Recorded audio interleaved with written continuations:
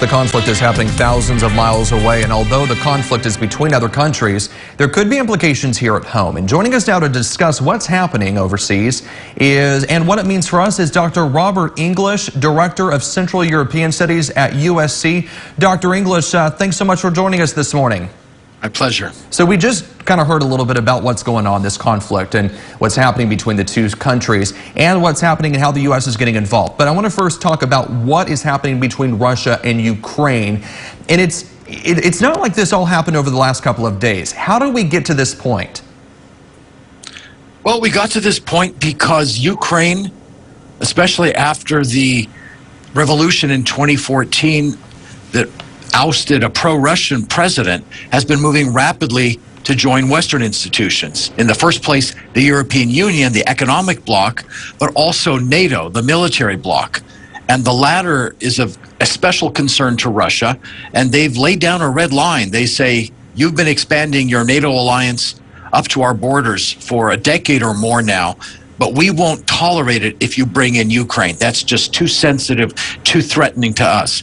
And so they've built up preparations for invasion, saber rattling, trying to persuade America and our NATO allies to think twice and back off on Ukrainian joining of NATO, participating in the Western military structures. Why do you think the U.S. and NATO allies are getting involved here? Ukraine, good question, because Ukraine is not a member of NATO, but it's a neighbor to all these NATO countries. And the concern is, more broadly, if Russia can force their demands and make the West back down and even tell us who can be a member of our military alliance, that's an unacceptable precedent. Then it'll encourage even more bullying and demands, so that we have to stand firm. For Russia's part, they see Ukraine as something special, not like the other small countries, but one that's got a huge Russian minority and is perched right on their border. So the stakes are tremendously high for both sides. Now, neither wants to back down. Now, here at home, there are a lot of people, pointing fingers and saying that this was left untouched for too long, and the U.S. and NATO allies should have gotten involved earlier to prevent this from reaching a boiling point.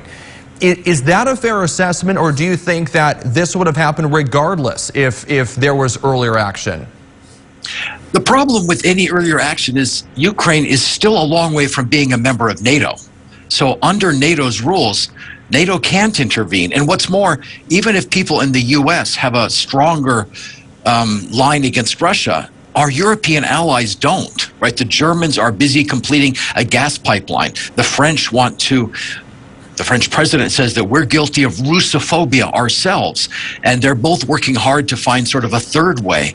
So they don't want conflict, and they would not support earlier NATO action and are even very nervous about it now. They're not fully on board with the U.S., even though Biden just said there's complete unanimity. There's not, and there are fissures within, and it makes it really difficult to forge a unified response. Now, a lot of people here in Kern County, in our area, across the U.S., they're wondering, okay, so we've got this crisis going on overseas. How does this impact life here in America? If we do, in fact, get involved, we've got 8,500 troops that have been told to be prepared to go in. But what happens if this actually does come to fruition? If there is this breaking point and there is this invasion, how does this affect Americans? Well, there could be some loss of life. There are American troops as trainers and advisors already in Ukraine who could, be in the line of fire. And if we send more troops, even though these 8,500 are not combat troops, they're medical, they're logistics, right? They're intelligence. They could be drawn in, and we could see casualties there too if the conflict grows wider. But I think the first thing that will suffer is our pocketbooks, right? This will cause the price of oil to skyrocket. This will tip Europe back into some kind of recession. It won't hit the U.S. first, but the waves, the shock effects will eventually hit us economically as well. And that might be the bigger impact, not loss of life, but loss of income and depressed economic growth. It would be a true global economic crisis. That could be seen for many months and years to come. Dr. Robert English, the Director of Central European Studies at USC, thanks so much for joining us this morning. Do appreciate it. You're welcome.